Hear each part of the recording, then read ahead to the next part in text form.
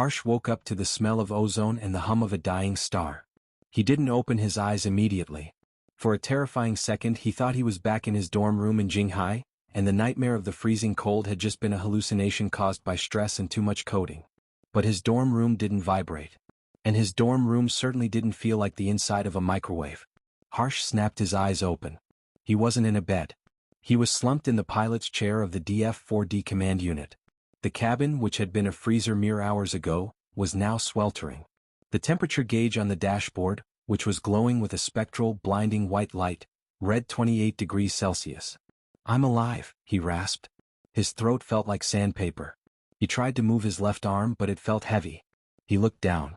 His smartphone was gone. In its place, a jagged, fused gauntlet of black metal and white crystal encased his wrist and forearm. It looked like the phone had melted, flowed into his skin, and hardened into armor.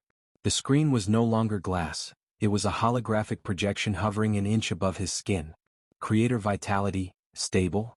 Time elapsed, 4 hours. External temperature, -72 degrees Celsius. The voice came from everywhere and nowhere. It resonated in his skull. "Aegis?" Harsh whispered. "Affirmative. System calibration complete. The locomotive, designation Iron Coffin, is currently running on standby mode to conserve your neural stamina." Harsh rubbed his face with his free hand. He remembered the cold. The monster. The scream that hadn't been a scream. He looked around the cabin. The shadows in the corners of the room seemed deeper than usual, almost liquid. Every time the white light from the dashboard flickered, the shadows seemed to bow toward him. "My parents?" Harsh murmured, his mind drifting back to his final thoughts before passing out. He remembered thinking of them in Pune. But there was no one waiting for him in Pune.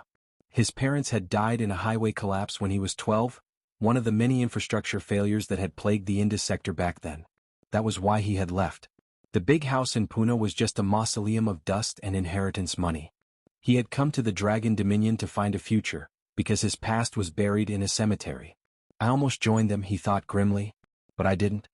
His stomach let out a violent growl, breaking the silence. Alert, caloric deficiency detected.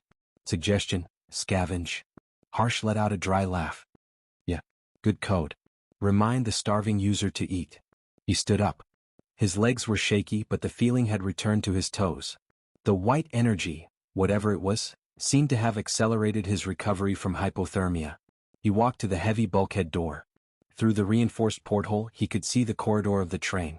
It was dark, illuminated only by the faint white light bleeding from the cockpit. "Aegis, is it safe out there?" Motion sensors, negative. Biological signatures, none within 50 meters. Harsh took a deep breath, gripped the locking wheel of the door and spun it. Clang. The door swung open.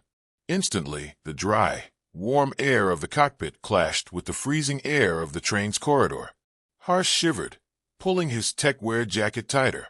He stepped out of the train, down the ladder, and onto the frozen gravel of Site 9. The world was dead. The eternal night was absolute. The sky was a void of crushing black, devoid of stars. The only light came from the train behind him, casting long, eerie white shadows across the snow. And there was a lot of snow. In just 4 hours, a foot of black, ash-like powder had fallen. Harsh's boots crunched on the ground. He looked down at the thing he had killed. It was lying 5 meters from the train. The heavy iron maintenance hatch, the projectile he had launched with his mind, was embedded deep in its chest, pinning it to the frozen earth. It was the maintenance worker he had seen earlier. The creature's skin was gray and covered in ice crystals. Its face was frozen in a rictus of hunger. Harsh felt bile rise in his throat. He had played violent video games. He had watched horror movies. But seeing a dead humanoid, killed by his own hand, was different. "It wasn't human," he muttered, trying to convince himself. "Not anymore." Analysis. Subject underwent rapid cellular mutation due to abyss radiation. Designation, feral thrall. Threat level, low. Harsh ignored the voice and knelt beside the body. He wasn't looking at the face. He was looking at the belt. There was a ring of keys, and a heavy wrench hooked to the corpse's waist. "I need those keys," Harsh said. "The warehouse, the cafeteria, they'll be locked." He reached out. His hand trembled. As his fingers brushed the cold, dead skin of the thrall, a spark jumped. It wasn't static electricity. It was the white light. Thump. Harsh pulled his hand back as if burned. The corpse twitched. Interaction detected. Subject is deceased. Neural pathways available for override. Initiate resurrection protocol. Harsh stared at the holographic prompt floating in his vision. Resurrection? He looked at the dark, expansive rail yard. The wind was howling. Somewhere in the distance, deeper in the base, he heard a metal trash can rattle. He was alone. He was weak. He had no weapon except his mind, and using that exhausted him.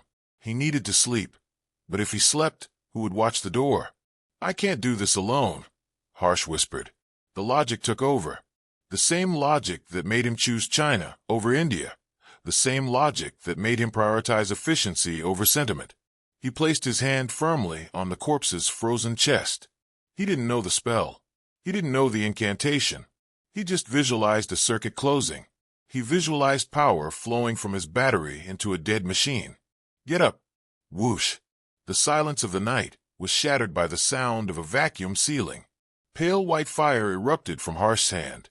It didn't burn the clothes. It sank into the flesh. The gray skin of the corpse turned pitch black, like charcoal.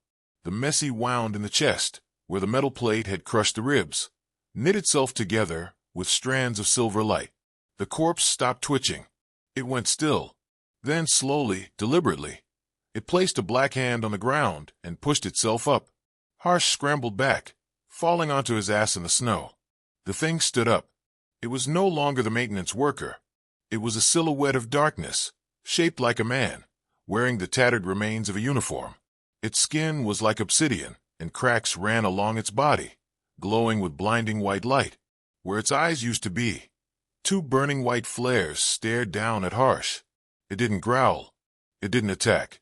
It knelt, one knee in the snow, head bowed, a knight swearing fealty to a king. Unit 01 online. Harsh breathed heavily, staring at the monster he had just created.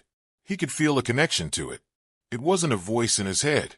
It was a sensation at the back of his mind. He could feel its location. He could feel its emptiness. It was waiting for a command.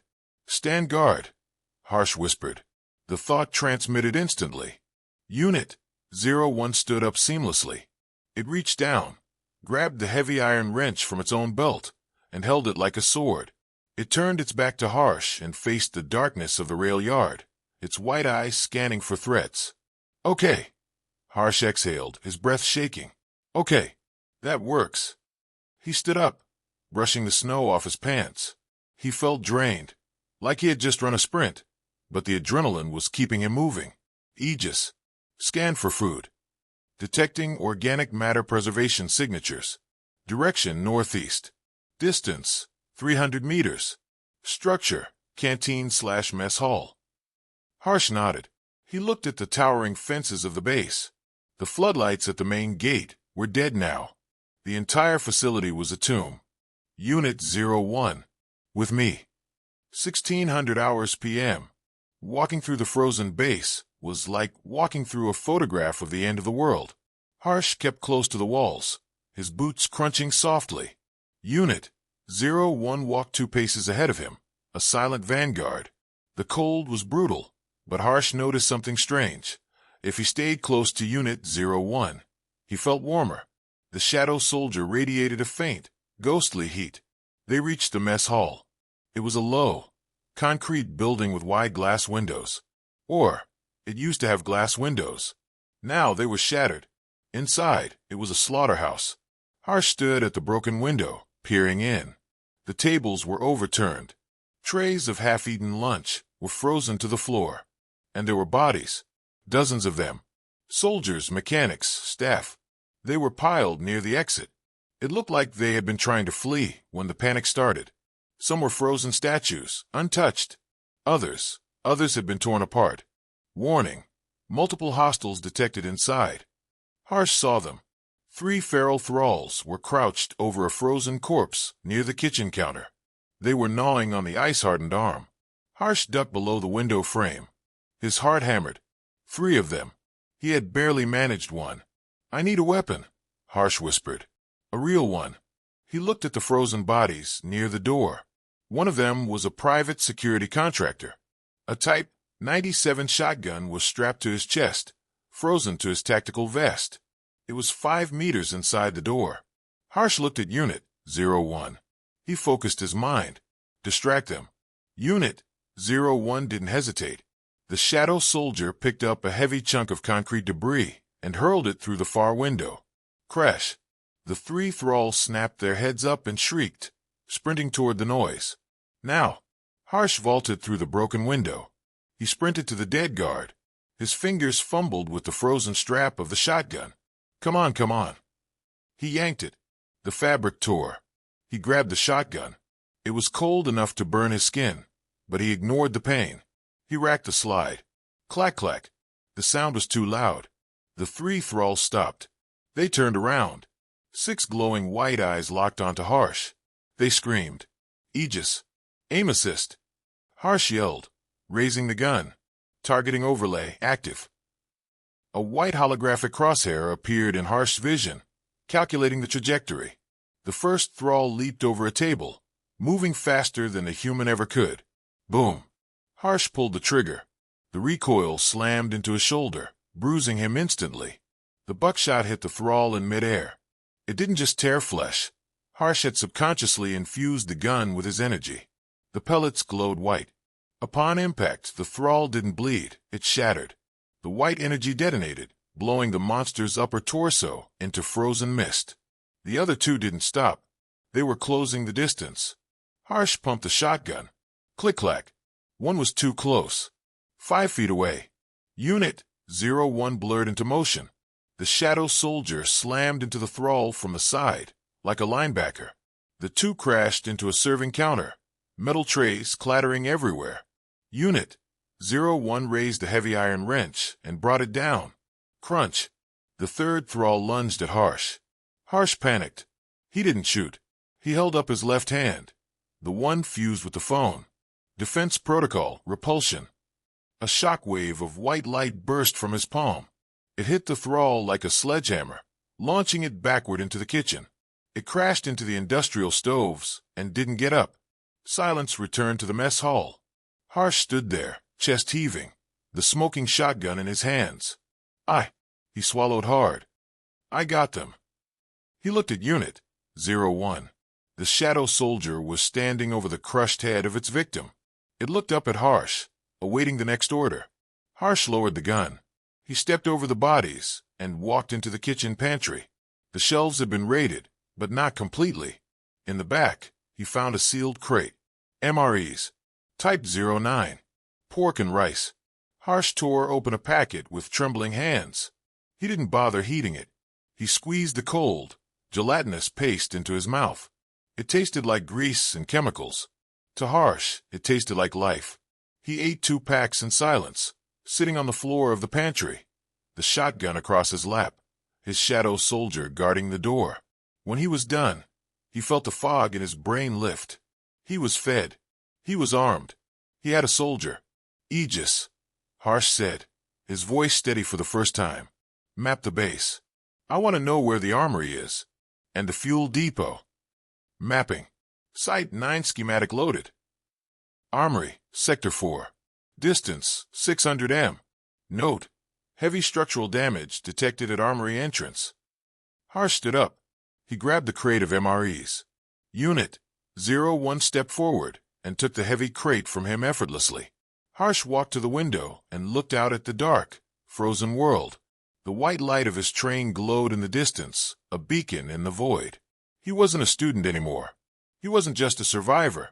He looked at the shadow soldier, and then at his own glowing hand. We're going to clean this place out, Harsh said. Every bullet, every bolt. We take it all. He stepped out into the night, and the shadows moved with him.